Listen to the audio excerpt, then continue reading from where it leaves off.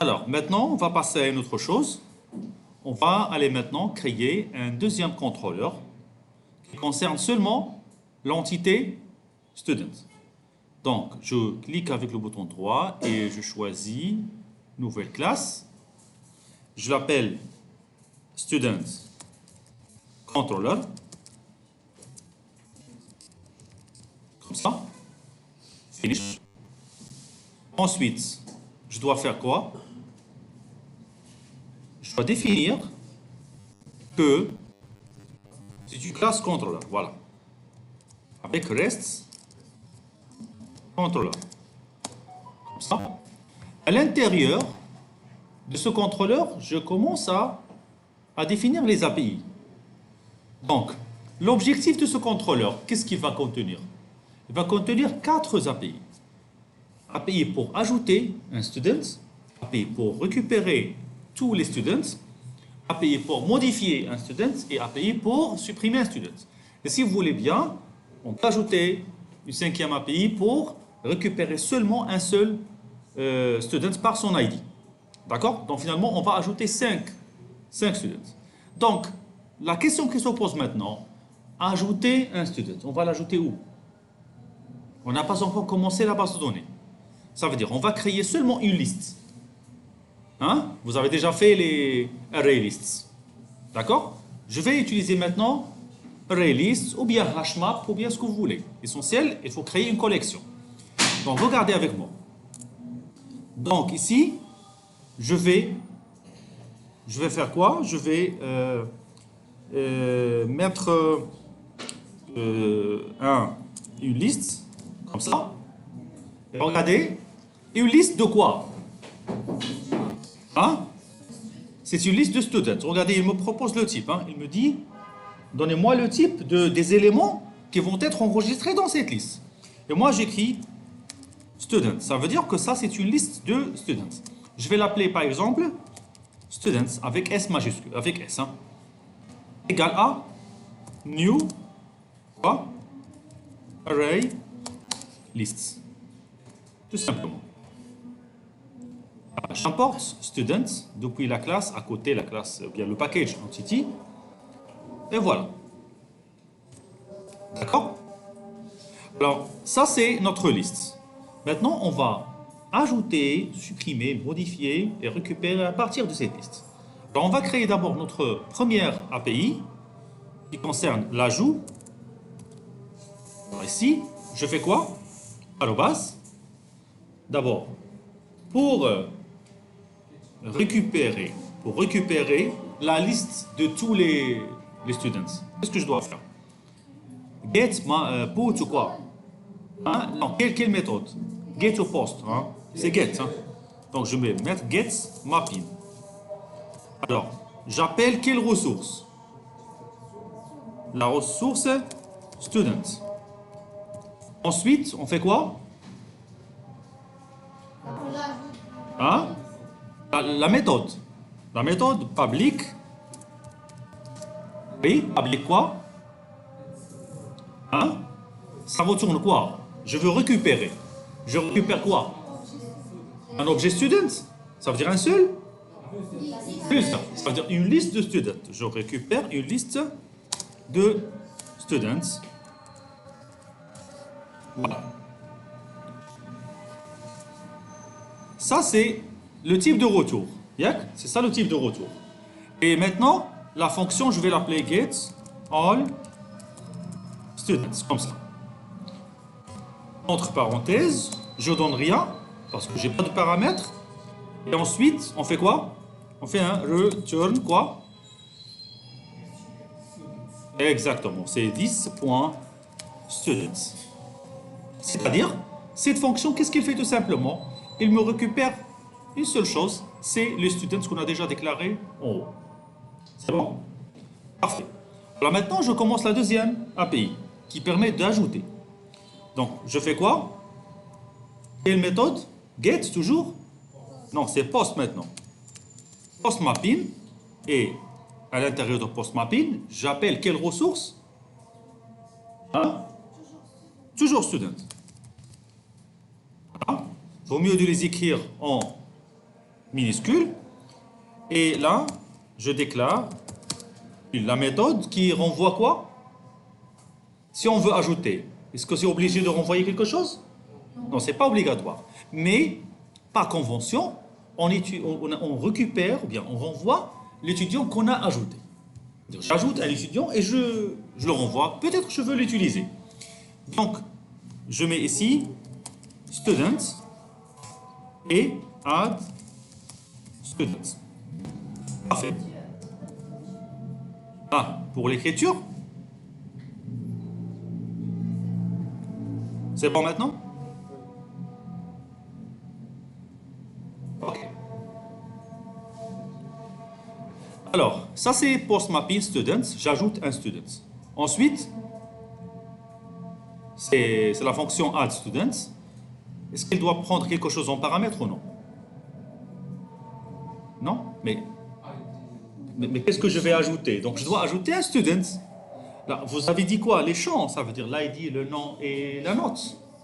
Non? L'objet student. Je dois ajouter à l'objet student. Voilà. Donc je déclare student S. Ça suffit? Est-ce que cela est suffisant? Alors d'abord, ça c'est un paramètre.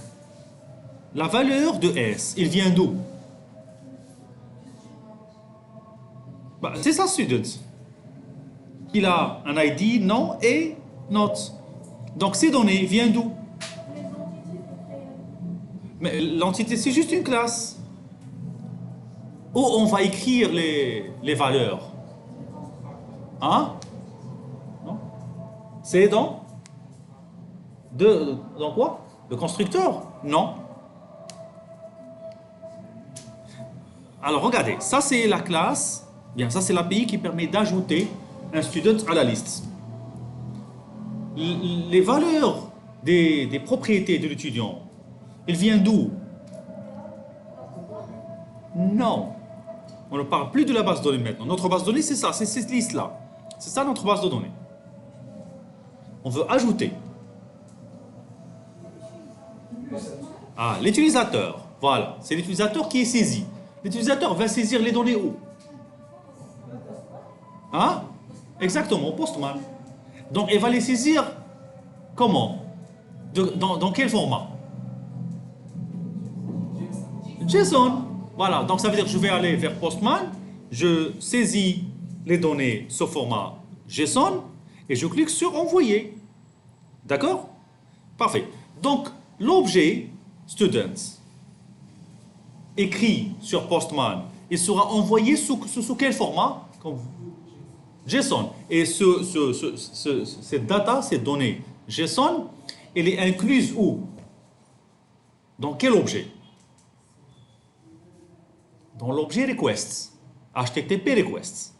D'accord? C'est quoi HTTP request? C'est la requête que le client envoie à Spring. Il y a un pack. Hein? Un pack, à l'intérieur de ce pack, qu'est-ce qu'il y a? Il y a des entêtes, il y a des données à l'intérieur. D'accord? Il y a l'entête et il y a le body. Et c'est dans le body où je mets les données. D'accord?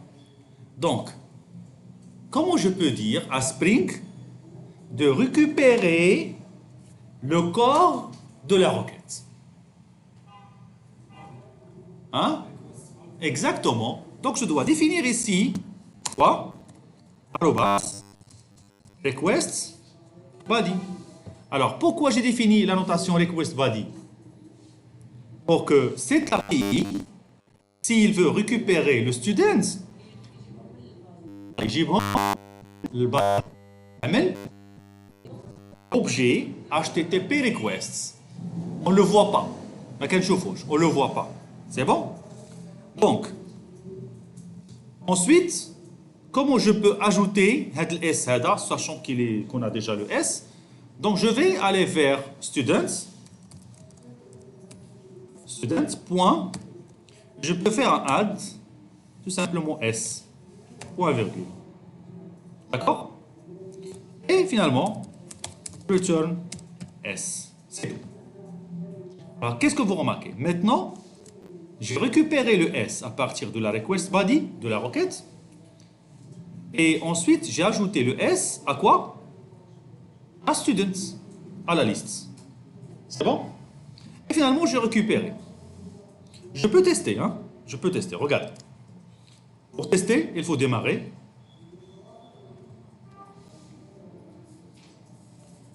Il faut démarrer le projet Spring Boot. Voilà.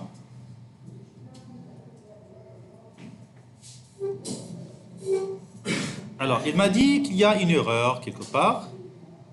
Ambiguous mapping. Ah, parce que il y a déjà... Ah, vous savez pourquoi? Il a dit, regardez l'erreur. Regardez l'erreur, hein. Ambiguous mapping. Ça veut dire qu'il y a la même API répétée 2 fois. Et il ne sait pas quelle est l'API qu'il va choisir. Alors regardez. Là, on a post mapping student, n'est-ce pas? Et si vous allez vers test controller, vous allez voir aussi la même chose. N'est-ce pas? Et donc ça veut dire qu'il y a une ambiguïté. Donc, finalement, on n'aura pas besoin de ça par la suite. C'est-à-dire on peut supprimer le premier contrôleur et on laisse seulement student controller. Alors je redémarre et on attend de voir project started. Voilà, le projet il est bien démarré maintenant. Et maintenant regardez, je lance le projet ici par localhost. J'ai qui quoi ici? Hein? Le nom d'ILH. La ressource, c'est student. Voilà. Qu'est-ce que vous remarquez? Une liste vide. Il n'y a pas de données. Alors automatiquement le navigateur utilise la méthode get. C'est bon? Alors je vais aller maintenant vers Postman. Et regardez, je veux par exemple créer une requête post. Voilà, c'est ça, n'est-ce pas? Post. Et c'est ça l'API. Et le body, c'est quoi? C'est ce qu'on avait déjà mis la dernière fois. Yax 1 Slimani 14. OK? Alors, je vais tester maintenant la deuxième API pour l'ajout. Et on va voir si l'élément Slimani a été bien ajouté ou non. Alors, je clique pour cela sur envoyer. Mais où est envoyé?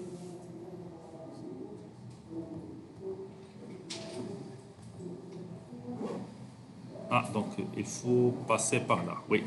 Donc regardez, send 200 OK. Vous voyez?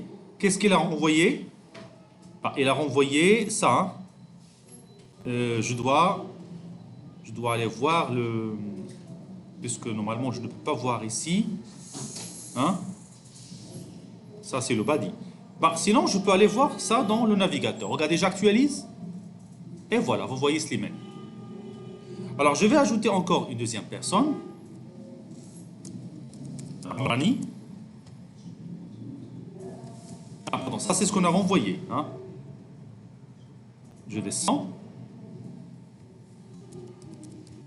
Rani. Je mets 16. Et il a l'ID 2. Ensuite, je clique sur Send et je peux aller voir sur le navigateur que Slimani et Amrani ont été bien ajoutés. Alors, qu'est-ce que vous remarquez? Maintenant, je peux envoyer des données. L'API responsable de l'ajout va l'ajouter dans la liste. L'API responsable de la récupération va récupérer le tout, toute la liste, et l'afficher sur le navigateur. Donc, par la suite, qu'est-ce qu'il nous reste? Il nous reste la suppression, il nous reste aussi la modification. Et quand on va terminer ça, on va passer directement à la base de données. On va travailler une base de données en mémoire qui s'appelle H2. Et après, on va la remplacer tout de suite avec une base de données, vraie base de données MySQL. Vous allez remarquer que c'est très facile d'ajouter, supprimer, modifier les données avec des API.